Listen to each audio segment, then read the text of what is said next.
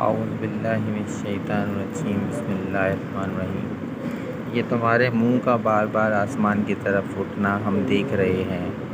لو، ہم اسی قبلے کی طرف تمہیں پھیر دیتے ہیں جسے تم پسند کرتے ہو۔ مسجد حرام کی طرف رخ پھیر دو۔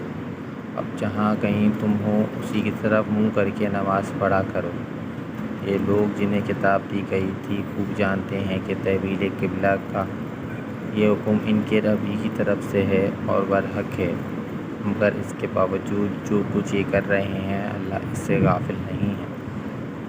تم ان اہل کتاب کے پاس خواہ کوئی نشانی لے آؤ، ممکن نہیں کہ یہ تمہارے قبلے کی پیروی کرنے لگیں، اور نہ تمہارے لیے یہ ممکن ہے کہ ان کی قبلے کی پیروی کرو، اور ان میں سے کوئی گروہ بھی دوسرے کے قبلے کی پیروی کے لیے تیار نہیں۔ اور اگر تم نے اس علم کے بعد جو تمہارے پاس آ چکا ہے ان کی خواہشات کی پیروی کی تو یقیناً تمہارا شمار ظالموں میں ہوگا۔ جن لوگوں کو ہم نے کتاب دی ہے وہ اس مقام کو جسے قبلہ بنایا گیا ہے ایسا پہچانتے ہیں جیسا اپنی اولاد کو پہچانتے ہیں، مگر ان میں سے ایک گروہ جانتے بوجھتے حق کو چھپا رہا ہے۔ یہ قطعی ایک امر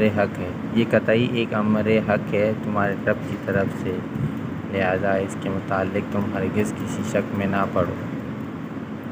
ہر ایک کے لیے ایک رخ ہے جس کی طرف وہ مڑتا ہے، بس تم بھلائیوں کی طرف سبقت کرو، جہاں بھی تم ہوگے اللہ تمہیں پا لے گا، اس کی قدرت سے کوئی چیز باہر نہیں۔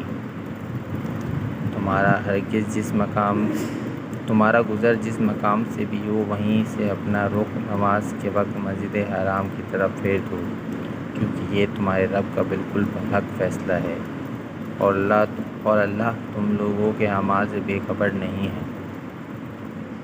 اور جہاں سے بھی تمہارا گزر ہو اپنا رخ مسجد حرام کی طرف پھیرا کرو، اور جہاں بھی تم ہو اسی کی طرف منہ کر کے نماز پڑھو تاکہ لوگوں کو تمہارے خلاف کوئی حجت نہ ملے۔